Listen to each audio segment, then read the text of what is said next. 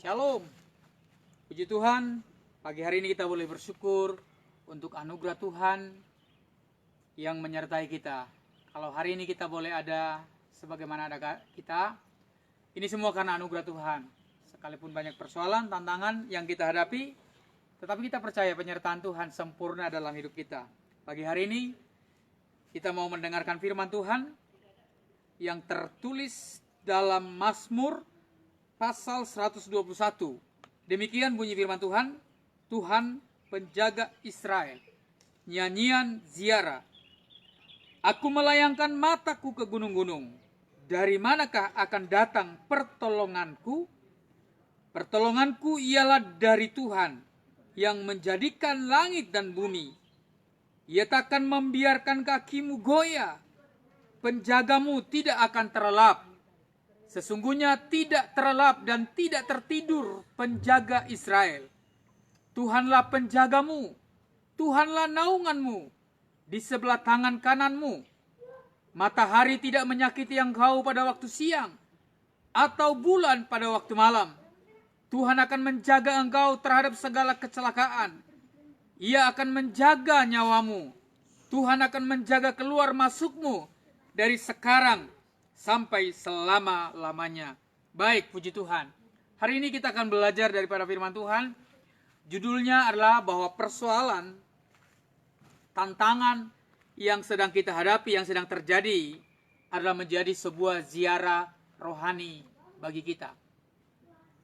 Tantangan, persoalan, pergumulan yang sedang terjadi, yang sedang kita hadapi hari-hari ini, adalah menjadi sebuah ziarah rohani bagi kita. Tadi kita sudah lihat ayat firman Tuhan, judulnya adalah nyanyian ziarah. Apakah pengertian ziarah bagi umat Israel? Bagi bangsa Israel, ziarah itu artinya perjalanan menuju bait Allah, menuju rumah Tuhan di Sion atau Yerusalem. Saudara kasih, dalam perjalanan menuju bait Allah, menuju Yerusalem atau Sion itu banyak tantangannya, banyak pergumulan yang mereka harus lewati. Tapi karena kerinduan mereka ingin berjumpa dengan Tuhan di bait Allah yang mau mempersembahkan korban bakaran, maka mereka tetap berharap, percaya sama Tuhan, akan perlindungan Tuhan, sehingga mereka aman dalam perjalanan menuju bait Allah di Yerusalem atau ziarah rohani.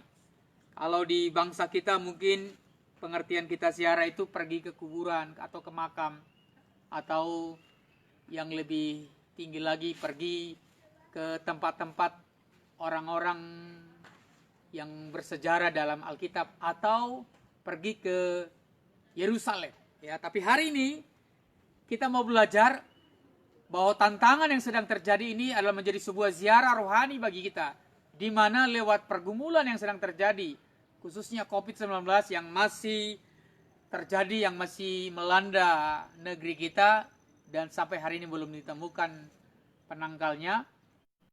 Tapi biarlah ini menjadi sebuah ziarah rohani bagi kita. Artinya, lewat persoalan yang sedang terjadi ini, justru kita semakin dekat dengan Tuhan. Kita mengerti apa maksud Tuhan lewat pergumulan yang sedang terjadi. Itu sebabnya sekali lagi, bahwa peristiwa yang sedang terjadi ini, masalah yang sedang terjadi ini, khususnya wabah virus corona yang terjadi ini, menjadi sebuah ziarah rohani bagi kita, supaya lewat ini kita semakin dekat dengan Tuhan. Nah, kita akan melihat beberapa poin apa yang menjadi kesimpulan dari pemazmur ini.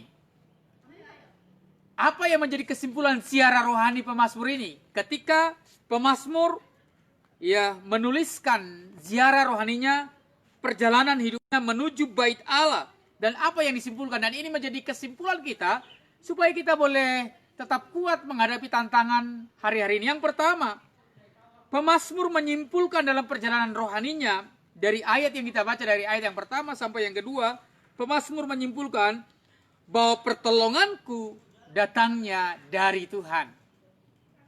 Biarlah dalam perjalanan ziarah rohani kita hari-hari ini, lewat persoalan, pergumulan yang sedang terjadi hari-hari ini, kita mau berkata bahwa pertolonganku datangnya dari Tuhan. Perhatikan baik-baik apa yang sedang terjadi. Peristiwa yang sedang terjadi. Orang punya uang banyak, ternyata uang yang banyak tidak selamanya bisa menolong. Seperti yang sedang terjadi sekarang ini. Kalau orang punya duit banyak, ada masalah bisa pergi jalan-jalan, ke luar negeri, dan lain sebagainya.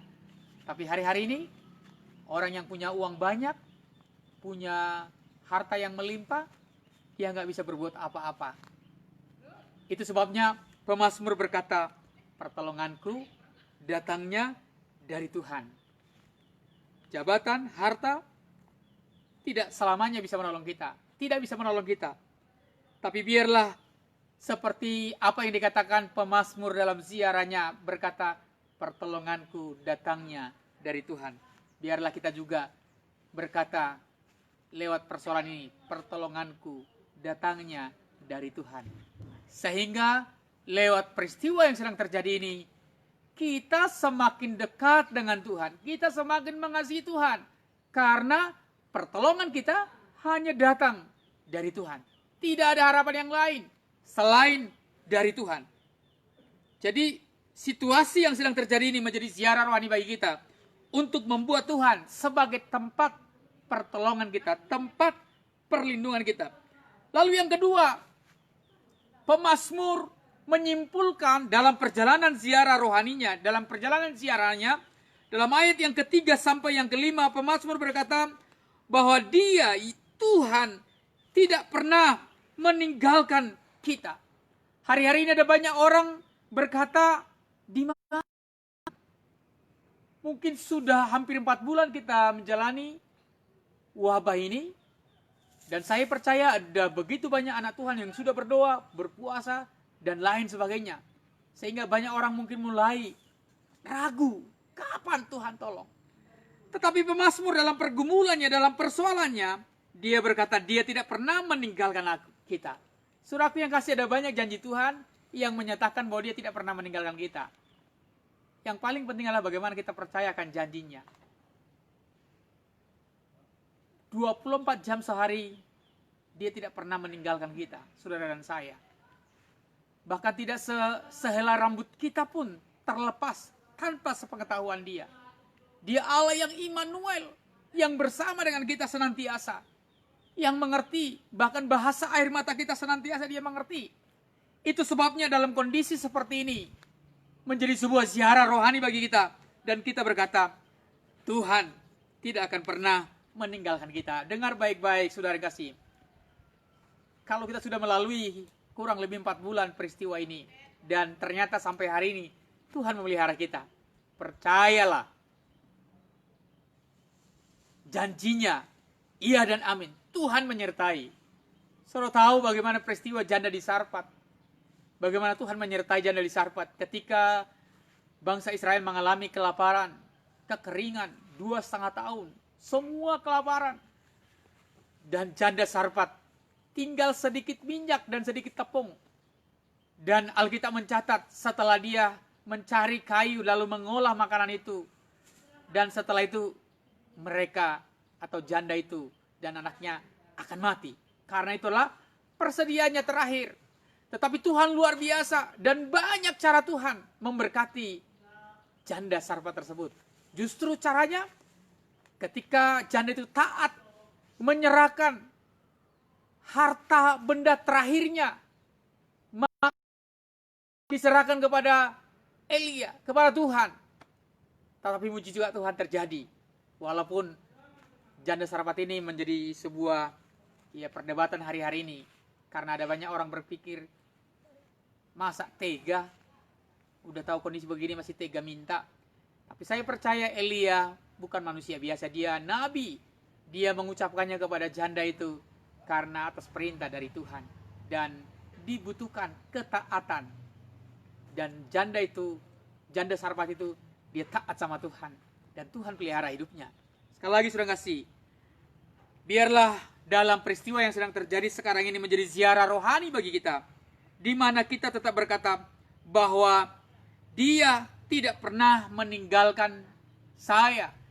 Dia tidak pernah meninggalkan saudara. Tuhan tidak pernah meninggalkan keluarga saudara. Tetap percaya, semakin dekat melekat kepada Tuhan. Kalau sampai hari ini, detik ini Tuhan pelihara kita, maka saya percaya hari-hari ke depan pun Tuhan pasti pelihara kita. Itu sebabnya mari kita juga berkata, segala perkara dapat kutanggung di dalam Yesus. Kalau kita di dalam Tuhan, perkara seperti apapun yang terjadi, kita pasti dapat melaluinya karena kita bersama dengan Tuhan. Lalu yang ketiga, pemazmur menyimpulkan dalam ziarah rohania bahwa hidup dan mati kita ada di tangan Tuhan. Ini juga menjadi sebuah kesimpulan bagi kita, saudaraku yang kasih, di masa-masa sukar seperti yang terjadi sekarang ini. Bahwa hidup dan mati kita ada di tangan Tuhan. Mati itu sesuatu yang pasti. Semua orang pasti mati. Tetapi kalau kita mati dalam Tuhan, itu mati yang beruntung. Itu sebabnya sebelum Yesus naik ke surga, dia berkata, jangan gelisah hatimu, di rumah Bapakku banyak tempat tinggal. Maka untuk itulah Yesus naik ke surga, dia mau menyediakan tempat bagi saudara dan saya. Sehingga ketika tempat itu sudah selesai, dia akan datang kembali menjemput kita semua yang percaya. Sehingga di mana dia berada, kita pun berada di sana. Maka biarlah lewat ziarah rohani ini, kita boleh simpulkan bahwa hidup dan mati kita ada di tangan Tuhan. Asal jangan mati konyol, jangan mati sia-sia. Itu sebabnya kalau pemerintah menganjurkan kita untuk menjaga kesehatan, memenuhi semua protokol-protokol kesehatan, mari kita taati. Makan yang sehat, istirahat yang cukup, mari kita taati. Tetapi kalau kita sudah mengambil tugas kita, bagian kita, maka selebihnya itu bagian Tuhan. Kalau sudah waktunya Tuhan panggil kita, maka dia memanggil kita dalam kondisi kita setia sama Tuhan. Karena hidup dan mati manusia ada di tangan Tuhan. Alkitab katakan, jika kediaman kita di bumi ini dibongkar, maka Allah sesungguhnya telah menyediakan kediaman yang baru yang tidak dibangun oleh manusia, tetapi yang dibangun oleh Tuhan sendiri, yaitu surga bagi orang yang percaya, saudara dan saya. Itu sebabnya mari kita membuat persoalan besar masa-masa kesukaran yang sedang terjadi hari-hari ini. Mari kita membuatnya menjadi sebuah ziarah rohani, sehingga kita berkata, hidup dan mati kita ada di tangan Tuhan. Saya percaya, kalau kita menjadikan peristiwa ini, masa-masa yang sukar ini, menjadi sebuah ziarah rohani, sehingga kita semakin dekat dengan Tuhan, maka saya percaya hari-hari kita, waktu-waktu kita, tidak kita habiskan memikirkan persoalan yang sedang terjadi ini. Karena hari-hari ini banyak orang hanya susah, stres, kapan berakhir, kapan selesai, sehingga susah. Tapi biarlah kita membuat peristiwa ini, menjadikan peristiwa ini menjadi sebuah ziarah rohani bagi kita. Sehingga kita semakin dekat dengan Tuhan. Yang kita lihat, yang kita pandang Tuhan. Sehingga kita tetap bersukacita melewati masa-masa yang sukar ini. Saya ulangi sekali lagi, saudara kasih. Peristiwa yang sedang terjadi ini menjadi sebuah ziarah rohani bagi kita. Sehingga kita berkata bahwa pertolongan kita datang dari Tuhan. Jangan pernah jemu-jemu berdoa, minta tolong. Tuhan pasti menolong kita. Lalu yang kedua, dia tidak pernah meninggalkan saudara dan saya. Kalau dia sudah berjanji akan menyertai saudara dan saya, maka Tuhan tidak akan pernah menarik janjinya kembali. Dia akan tetap menyertai saudara dan saya. Dan yang terakhir, dalam ziarah rohani yang sedang terjadi hari ini, kita mau berkata bahwa hidup dan mati kita ada di tangan Tuhan. Kiranya Tuhan Yesus memberkati saudara semuanya, kita semuanya yang mendengarkan pemberitaan ini. Kita boleh sehat-sehat, kita boleh mempergunakan waktu kita untuk memuliakan Tuhan, menyenangkan Tuhan, dan melayani Tuhan. Dan jika waktunya tiba, dia datang kembali yang kedua kali, kita tetap dalam kondisi seperti gadis yang bijaksana menanti-nanti kedatangan Tuhan. Amin. Shalom, Tuhan berkati. Kita berdoa, Tuhan berkati setiap kami yang mendengar saat pagi hari ini, supaya peristiwa yang sedang terjadi ini menjadi sebuah ziarah rohani bagi kami, supaya kami semakin melekat, semakin dekat dengan Tuhan. Kami boleh berkata bahwa pertolongan kami datangnya dari Tuhan, bahwa hidup dan mati kami ada di tangan Tuhan. Terima kasih Bapa, terpujilah namamu. Dalam nama Yesus kami terima firman-Mu. Haleluya. Amin. Tuhan berkati.